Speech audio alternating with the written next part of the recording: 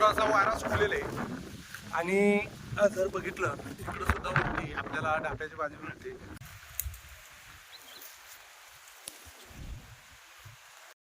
गावाकडील वाट या मराठी यूट्यूब चॅनलमध्ये आपलं सर्वांचं स्वागत आहे. आज आपण रानभाजी शोधण्यासाठी जाणार आहोत. पावसाळ्यानंतर असंख्य रानभाज्या असतात. अशीच एक माहीत नसलेली रानभाजी ती म्हणजे धाप्याची रानभाजी. ती थोडीशी अवघड ठिकाणी असते तरी आपण ती शोधणार आहोत.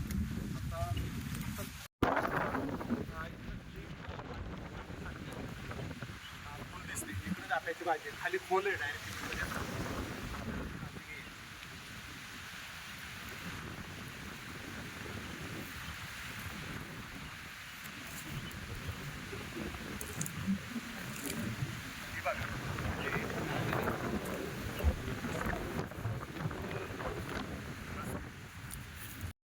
जोराचा वारा सुटलेला आहे आणि जर बघितलं इकडं सुद्धा वरती आपल्याला डाफ्याची भाजी मिळते.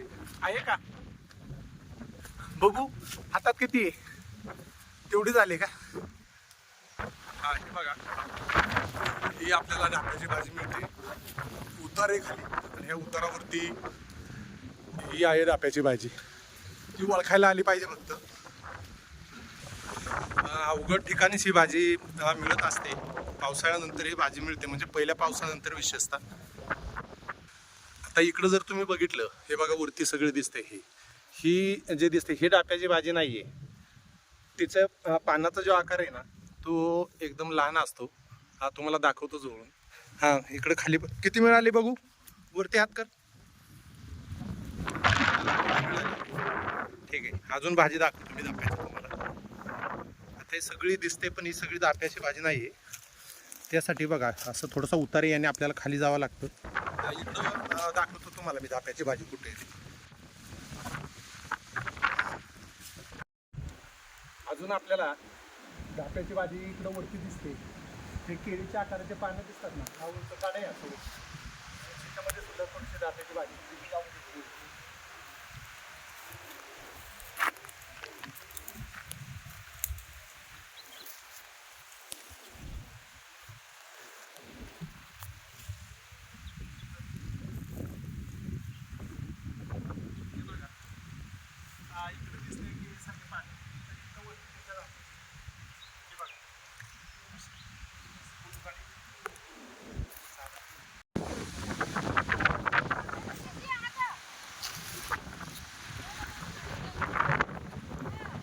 बघा भाजी आहे तर मोठी पण आहे पण त्यातली धाप्याची कशी ओळखायची. कुठली आहे धाप्याची बघू.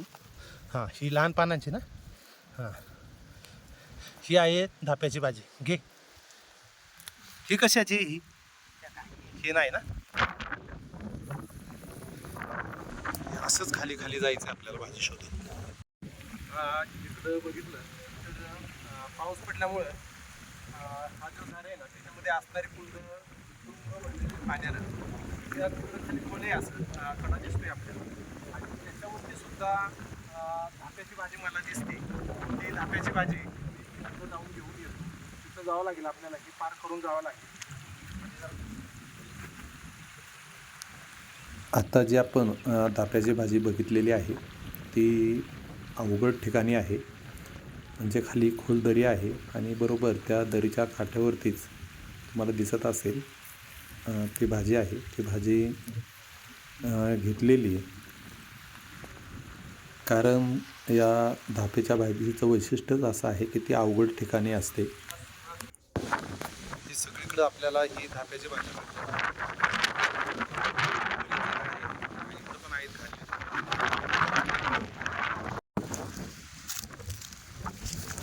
आपल्याला भरपूर धाप्याची भाजी भेटलेली आहे. आता आपण सर्वप्रथमतः धाप्याची भाजी जी आहे ती अगदी स्वच्छ अशी आपल्याला ती धुवून घ्यायची आहे.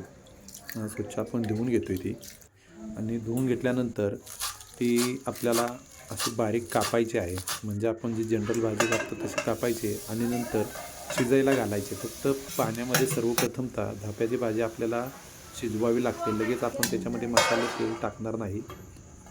आणि शिजल्यानंतर आपण त्याच्यामध्ये कांदा आणि लसूण, अगदी सोपी रेसिपी आहे. जास्त काही आपण साहित्य त्याच्यामध्ये वापरणार नाही. कांदा सर्वप्रथमतः आपण परतून घेणार आहोत. लसूण आपण खलबत्त्यामध्ये काढून घेतलेले. तव्यावरती आणि विशेषतः ही चुलीवरती आपण ही रेसिपी करतो. ही भाजी चुलीवरती अप्रतिम लागते. कांदा परतून घेतल्यानंतर त्याच्यामध्ये जे काही आपले तिखट मीठ जे आहे ते टाकायचे आणि त्याच्यामध्ये अगोदर शिजवून घेतलेली जी धाप्याची भाजी आहे ती आपण घालणार आहोत. व्यवस्थित परतून घ्यायची आणि नंतर परत झाकण बंद करून ठेवायचे. तिथं आपली धाप्याची भाजी तयार झाली.